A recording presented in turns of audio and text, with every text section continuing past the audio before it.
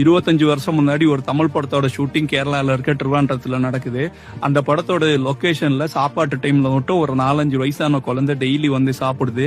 அந்த சிறுமிக்கு வந்து டெய்லி ஒரு லைட்மேன் சாப்பாடும் கொடுக்கறாரு. இது அந்த படத்தோட ஒன் ஆஃப் த ஹீரோவான சூர்யா கவனிச்சுக்கிட்டே இருக்காரு. டெய்லி அந்த குழந்தை சாப்பாட்டு டைம்ல வர்றதும் அவர் சாப்பாடு கொடுக்கறதையும் அவர் கவனிச்சுக்கிட்டே இருந்தாரு. கொஞ்ச நாள்ல இந்த குழந்தை வந்து ஷூட்டிங் லொகேஷன்ல எல்லாருக்கிட்டையும் கொஞ்சம் பழகிருச்சு.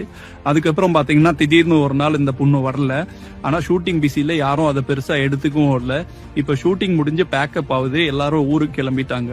சூர்யா அந்த லைட் மேனை கூட்டிட்டு அந்த பொண்ணோட வீட்டுக்கு போறாரு.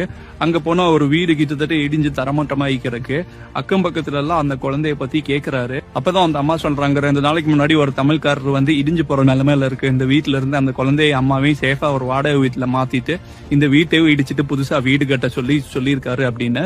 இப்ப அந்த குழந்தை வந்து பாத்தீங்கன்னா ஹைதராபாத் IIMல 4th இயர் ஸ்டூடெண்ட். அன்னைக்கு அங்க ஷூட்டிங் எந்த படத்தோட ஷூட்டிங் நடந்துச்சு அப்படின்னு பாத்தீங்கன்னா ஃப்ரெண்ட்ஸ் படத்தோட ஷூட்டிங் தாங்க நடந்துச்சு.